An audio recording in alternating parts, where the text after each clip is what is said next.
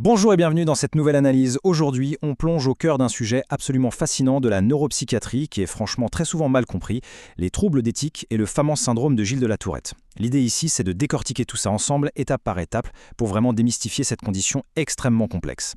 Avant d'aller plus loin, il est indispensable de poser un cadre strict. Les informations présentées visent uniquement à sensibiliser et à informer sur les troubles d'éthique, elles ne remplacent pas un avis médical professionnel. Voilà, c'est posé, on peut maintenant avancer avec toute la rigueur que le sujet exige. Au programme de notre exploration aujourd'hui, d'abord une petite introduction pour bien poser la réalité clinique. Ensuite, on va différencier les différents troubles, classifier les symptômes, chercher à comprendre les origines et le diagnostic, pour enfin aborder les approches thérapeutiques. On a du pain sur la planche, alors allons-y. Première partie, l'introduction et la réalité clinique d'éthique. C'est vraiment le moment de laisser nos clichés au placard. On commence tout de suite avec un chiffre clé, le 4. Pourquoi ? Eh bien, il se trouve que les tics font généralement leur toute première apparition pendant l'enfance, très souvent entre l'âge de 4 et 6 ans. Et ce n'est pas tout, ce chiffre 4 est un excellent moyen mnémotechnique parce que les statistiques médicales sont formelles, les garçons sont 4 fois plus touchés par ces troubles que les filles, c'est quand même une donnée épidémiologique hyper frappante. À l'échelle globale, cela touche environ 1% de la population, même si, comme on va le voir, une toute petite minorité nécessite vraiment un suivi médical lourd. Alors ça, c'est sans le moindre doute le plus grand mythe relayé par les films ou les médias. Quand on dit Tourette, on a tout de suite en tête l'image de quelqu'un qui hurle des insultes en public. On appelle ça la coprolalie. Mais la réalité clinique est tout autre. Proférer des obscénités, cela ne concerne qu'une infime minorité de patients, entre 10 et 20% maximum. Donc dans 85% des cas en moyenne, ce symptôme est tout bonnement absent. Un vrai choc par rapport aux idées reçues. Ce qui nous amène à notre deuxième partie, la différenciation des troubles et leurs 4 catégories principales. C'est vraiment le cœur du sujet, car il ne faut surtout pas tout mettre dans le même sac. Tous les tics ne sont pas des syndromes de la Tourette. En fait, la médecine distingue 4 grandes catégories qu'il faut absolument connaître. D'abord, le tic transitoire, très classique chez les enfants, il fait son apparition et puis pouf, il disparaît lui-même avec le temps. Ensuite, on a le tic moteur ou vocal chronique. Là, ça persiste pendant plus d'1 an, mais on n'a qu'un seul type. C'est soit moteur, soit vocal, jamais les deux en même temps. Troisièmement, le fameux syndrome de Gilles de la Tourette. C'est en fait le trouble combiné absolu, des tics moteurs multiples et des tics vocaux qui coexistent sur le long terme. Et enfin, le tic non spécifié, une catégorie un peu fourre-tout pour ce qui ne rentre pas parfaitement dans les critères très stricts des 3 autres. Gardez cette structure en tête, c'est la clé pour éviter les diagnostics hâtifs. Passons à la troisième partie, la classification des symptômes. Observons de plus près la mécanique de ces mouvements. C'est fascinant de voir comment ces actions se divisent entre la simplicité et la complexité. Les tics moteurs simples, c'est l'activation d'un seul groupe musculaire. Un petit clignement d'œil, un hochement de tête, un haussement d'épaule. Mais les tics moteurs complexes, c'est une toute autre histoire. Ça mobilise plusieurs groupes de muscles de manière coordonnée. On parle par exemple de tourner en rond, de faire des sauts sur place, ou parfois de manière beaucoup plus dramatique, des mouvements d'automutilation comme se frapper la tête.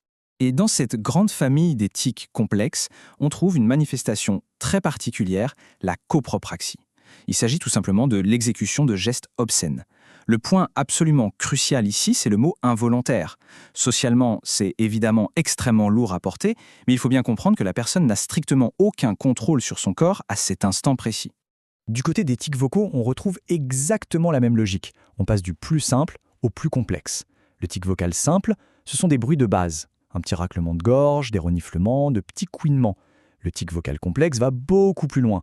On parle de mots ou carrément de phrases entières qui sortent de nulle part, totalement hors contexte. Et c'est exactement là que se range la coprolalie dont on parlait tout à l'heure, quand ces fameux mots hors contexte s'avèrent être des insultes. Pour clore cette classification, voici un phénomène clinique vraiment intrigant, l'échopraxie. En fait, c'est le fait d'imiter de manière compulsive et répétée les gestes, les mouvements ou les mimiques de quelqu'un d'autre. Ça ajoute une couche de complexité incroyable à la symptomatologie et ça nous montre à quel point ces troubles piratent complètement le système de réponse motrice du cerveau. Quatrième partie, les origines et le diagnostic. Concrètement, que se passe-t-il dans le cerveau pour générer tout cela ? C'est un peu comme un immense puzzle que la science n'a pas encore totalement terminé d'assembler. D'un côté, on a tout un tas de facteurs génétiques et environnementaux, avec de très fortes probabilités d'hérédité, mais de l'autre, si on regarde à l'intérieur du cerveau avec l'imagerie moderne, on observe un dysfonctionnement très localisé au niveau de ce qu'on appelle les ganglions de la base.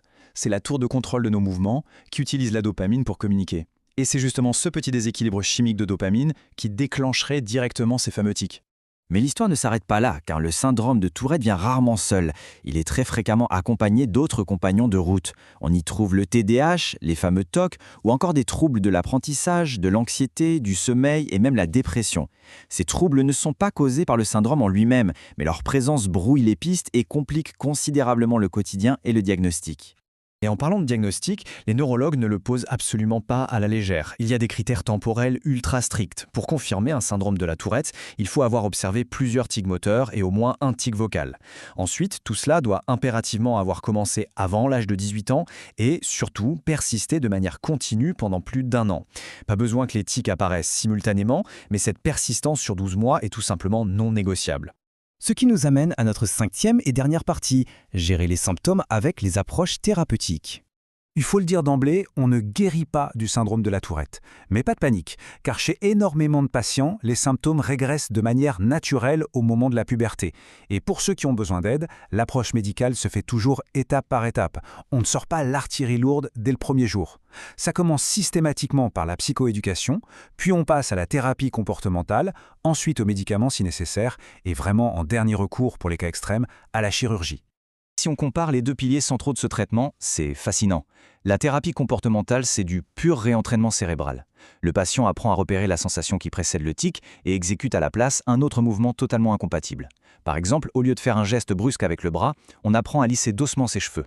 A l'inverse, quand les tics empêchent de dormir ou causent des blessures, on passe aux médicaments.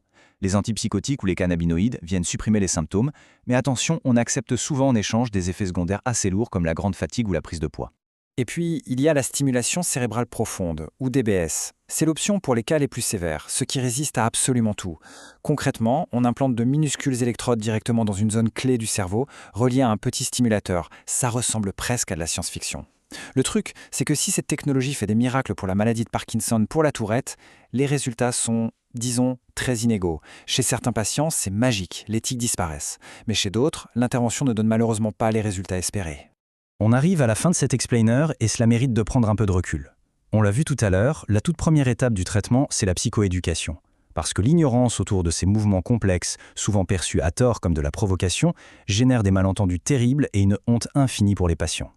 Alors voici la question avec laquelle j'aimerais qu'on reparte aujourd'hui. Et si la meilleure médecine n'était finalement pas dans une pilule, mais dans notre capacité collective, par l'empathie et l'éducation, à faire tomber la stigmatisation sociale des personnes atteintes? C'est sur cette grande réflexion que s'achève notre exploration. Un grand merci pour votre écoute et à très vite.